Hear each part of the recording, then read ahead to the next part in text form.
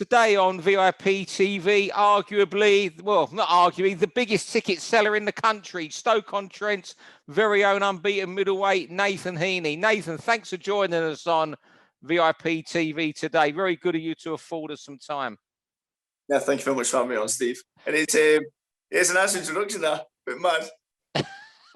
I don't know, I'm pumping people might sound mad, but I just want to get into a bit about you. You know, people, obviously, everyone in Stoke knows you. People who, or everyone has the internet. No one in boxing hasn't not seen your ring walk of the fight last year. I think it was the start of last year, wasn't it, before the pandemic? What's made you so popular? Why are you the man in Stoke? I don't know. I've just got a great city behind me. Like the people I've got some great lads that get behind me, girls and stuff, and just the atmosphere that's been made at each fight has got better and better each time. Obviously, like you said about the ring walk, I think the ring walk has captured people's imagination. Like it makes the events exciting before you've even thrown a punch. People are almost there just so you can watch you coming out with Stokey singing Delilah. It's one of the best. It gives you goosebumps. It gives people goosebumps watching the video. But when you're actually there in person, it's something completely different. A bit weird actually that I'm right in the centre of it in terms of like seeing you with people. It's very surreal, but yeah, I'm just very lucky. I've got a great city behind me. I mean, how did it happen? Is it through you going to every football match, or did it gradually just take off slowly? I mean, did you ever walk out singing Delilah and there was a man and his dog sitting in the crowd? Yeah, no, I've always had Delilah. I'm a Stokey man, so yeah. I've always had Delilah. But yeah, it started off very humbly. Like I had like 60 people go to my debut. It was like a little away day in Walsall. Obviously, promoters probably want you to sell 80 to 100 tickets. So I thought to myself, bloody hell, starting at 60. Usually you see the decline after each fight go down. So I was thinking, don't know what's going to happen here. But did me walk on, as I always do. It's a bit awkward because there wasn't that many people singing, although they were amazing supporters. And yeah, and then just every fight that went along, a little few more people came. And then I boxed on Hennessy Sports Show that was on Channel 5. Now, I didn't box on Channel 5 hours before it went live. But all the way through the night, my 80 Stokies that travelled up to Bolton was singing Delilah, and people could hear them singing Delilah. And everyone's like, why is Delilah being sung in Bolton? And someone thought it was the Man City lot, but obviously I put my something in her hand. And it's very significant. It's the Stokey song, and people knew it was a Stokey. Then after that, more people obviously didn't see me at the games and stuff. They were like saying, "I can have some tickets," and I was like, "Yeah, of course." And then it just grew and grew and grew, and then, and like you saw on the last walkout, when the last fight that I could have in attendance, it was just incredible. And then that's it, really. It's just carried on. I mean, you're now with Queensberry Promotions. I dare say you're going to sell a load of tickets and they're going to hopefully do a lot for your career. How many tickets have they allowed you to have for your fight on June the 5th at Telford? Because there's only 1,000 available and there's a lot of boxers to keep happy. Yeah, so, yeah, there's Dubois, Tommy Fury, Archie Sharp, Jarko, Liam Davies. It's George Bantz, some great fighters. Yes. And there's 1,000 attendants, and I've taken just short of 600. Like, I might as well say 600. I'm going to round it up. So, yeah, it's just 600 people. My guys are coming. I'm not even from Telford. I'm an hour away in Stoke. But my guys, they are the most loyal Stokies and friends and stuff you could ever ask for. And it's weird. The last night out that we all had together was my fight in March 2020. And the first night out together is going to be my fight in 2021 on June. So it's going to be a great night. It's going to be great. It must give you goosebumps just thinking about it. 600 of them there. It's going to be dead weird because I boxed at Birmingham Arena on a BT Sports Show before I was signed, and I was only there as a fill-in. But I say fill-in, there was 360 of us that went down, and we took the place over. You had bloody Tete, a world champion. You had Sam Bowen and Kakachi, British title holders and stuff, and my guys just completely took the place over. And I've nearly got double that amount this time. So yeah, I can only imagine what the noise is going to be like. How many could you have done, do you think, for Telford? Honestly, I said to Darren from Frank Warren, I did say I think I could have done 2,000, But if I say 1,500, just to be safe, we could have easily done 1,500. Just for the response has been incredible. Like I say, I sold all my tickets out before the fight was even announced. It was just so when people saw that Tommy Fury was on and all these great fighters, bloody hell, it went crazy. So I think bloody 400 women wanted tickets just for the fact that Fury was there. Like me, even my missus was like, I don't know, like she's like, I need tickets. Well, she'd have tickets anyway, but yeah, that definitely sold it a bit more. Yeah, that's where the 2,000 come was. 1,500 400 women. That's 2,000. Yeah, basically, mate. Basically, yeah. So that's basically it. Yeah. I mean, realistically, I know this might sound crazy to a lot of people who don't understand the passion that you get and the support you get from your city. Is it realistic that usually when we go open air stadiums, it's world titles for the local hero, or something like Kevin Mitchell, Katsidis, West Ham's ground, stuff like that. But could they go at the Bet365 next summer, maybe in a British title fight or some kind of European championship for you? Yeah, before it's always seemed a bit of a pipe dream. Like obviously, as a young lad growing up in Stoke, your dreams to play for Stoke City. My first ever thing I wanted to be was a professional footballer. Even though I boxed all my life, I was a dreadful footballer growing up. But for some reason, I got it in my head, I want to be a professional footballer. Try my best. I think it was at the age of 17, I stopped playing football because I just thought it's not going to happen now. And then my focus went into boxing. But yeah, my first dream was to be there as a football player. But now the way things are going and the amount of loyal support that I've got and the atmosphere that's going to be created on the 5th of June, I think it could be done at the Bet365. Like you say, normally it's for a world title, and that's why I've always thought to myself, will it ever happen? Because do I see myself as a world title challenger? I don't know, because there's levels I've got to go through domestically that I've got to step up to first. I mean, if you win a British title, bloody hell, who knows what you could do in the future. But to win that British title in the first place is so hard, and I know that. But it could be done there. We need just make an event, Dubois, the major Queensberry superstars, get them on, create something incredible, and have me on there fighting for the British title.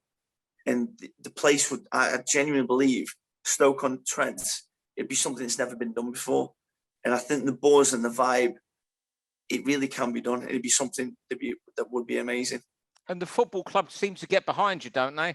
I've seen them tweet your fights on their account, which is an incredible vehicle for you.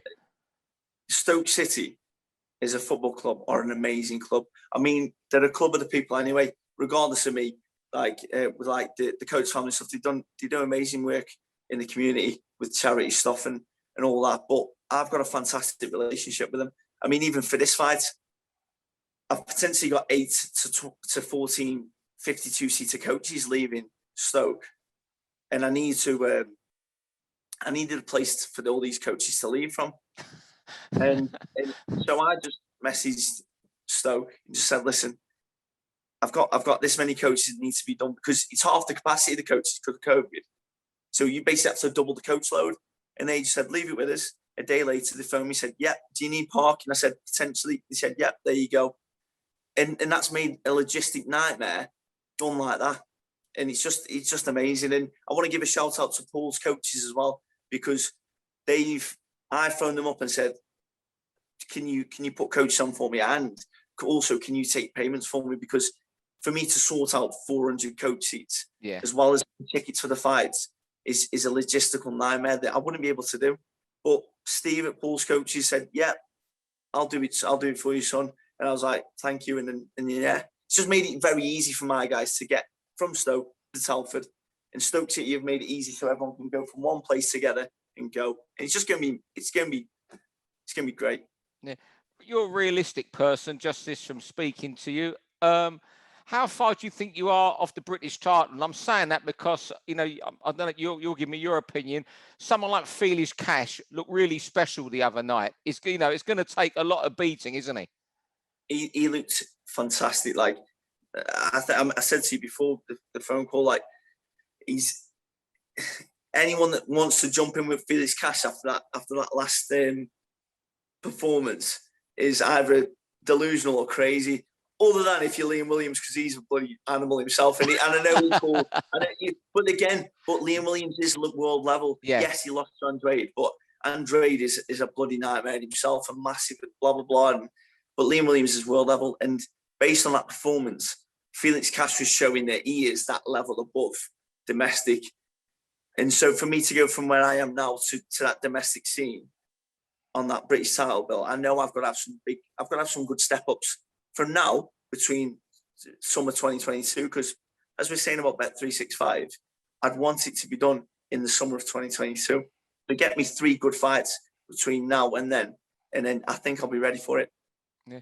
Have you spoke down? I mean, obviously we've had lockdown. Have you sat down with Frank Warren yet? And or you just had the odd chat with him on the phone? Is that what it's? Because it's been lockdown when you signed. Yeah. So I had the original phone call with Frank when I was signed originally, which is very surreal. Having Frank Warren call you up was very weird. But yeah, I spoke to him, but because of COVID, I haven't sat down with anyone from Queensberry really, because we haven't been able to. So I know we'll definitely have a sit down after the next fight, because the atmosphere that's going to be created at the Telford International Centre is definitely going to be very unique. And I know they've got to have plans for me, 100%, because the city everything's going on in Stoke-on-Trent's amazing.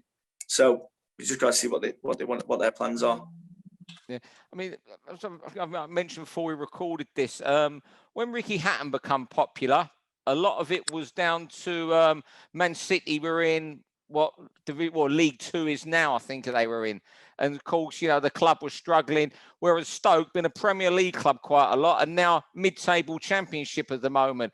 Is there also possible that fans, are clinging on to you as that hope for the city?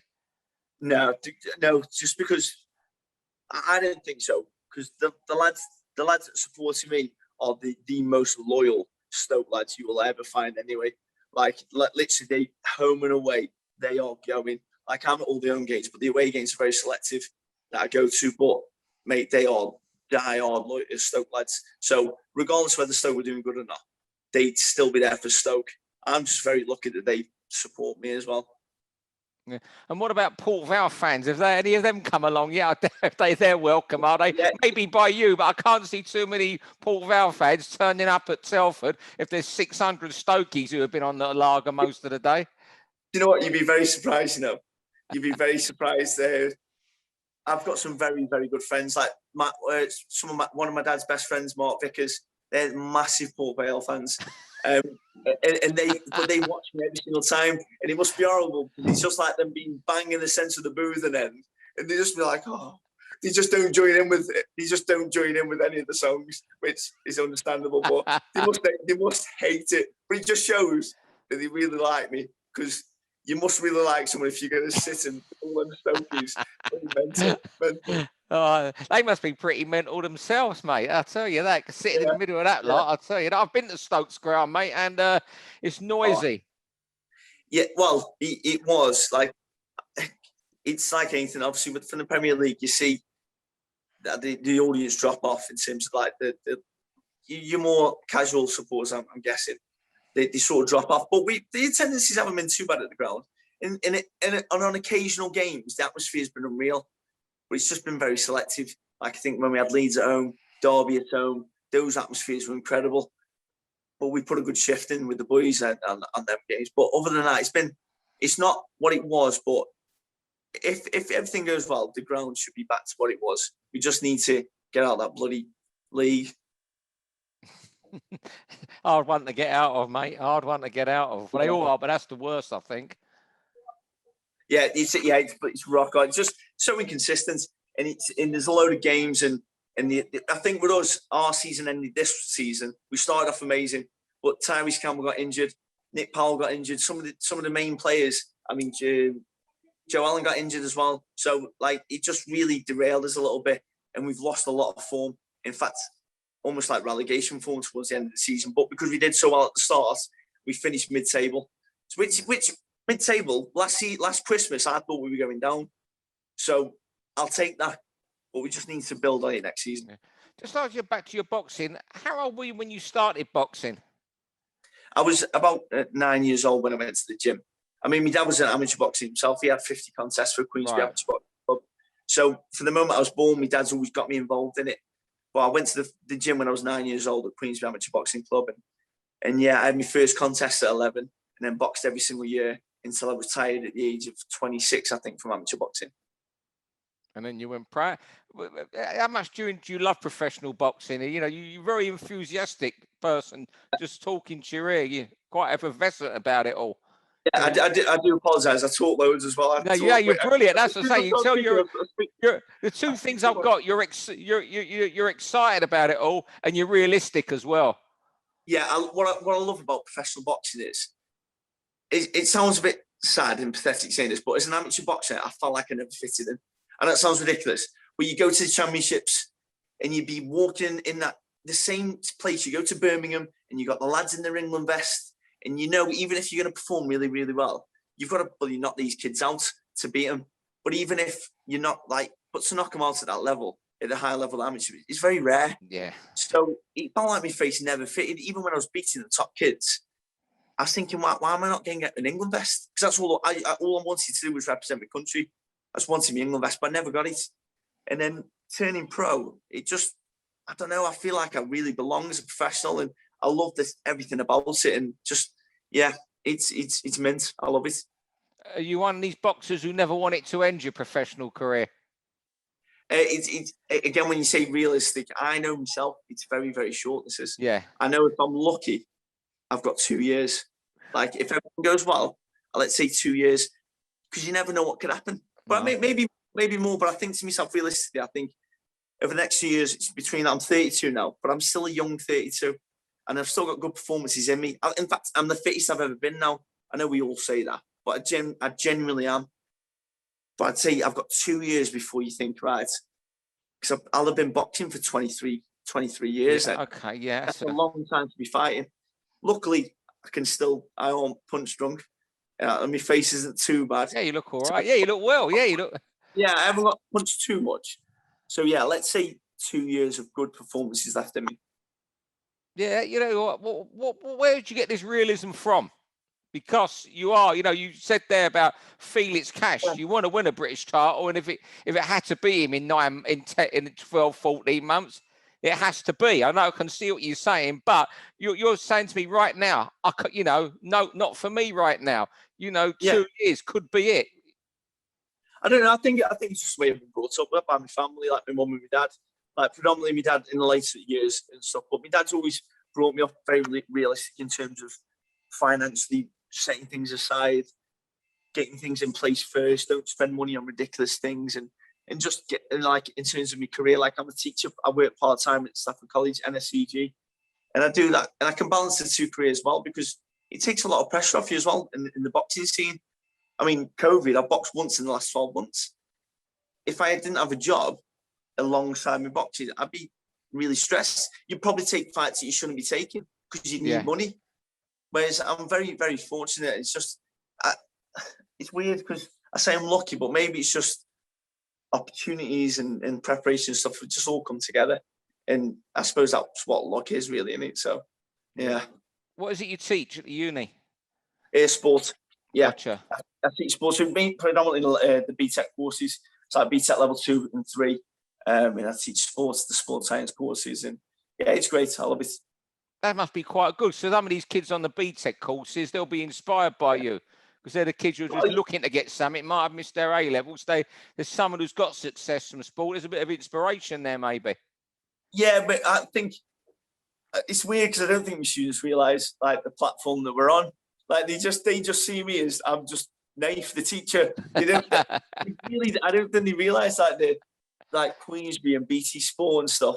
But and it's incredible. Like about 3 years ago, I was teaching some students at Newcastle College under the same umbrella of NSCG, and I was teaching them. And one of them said, "Can I come you fight?"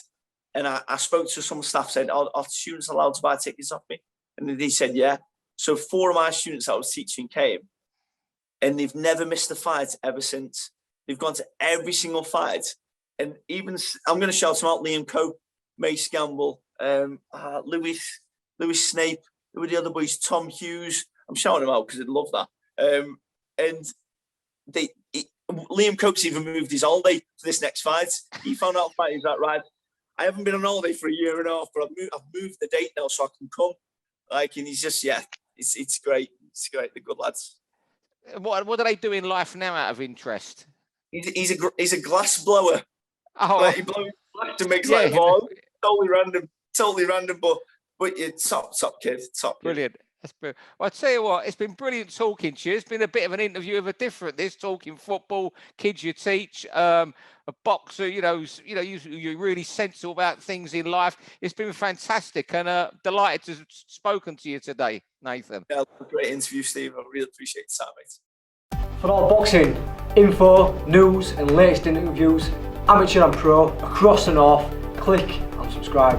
VIP Boxing Promotions. Also, Twitter, Instagram, and Facebook.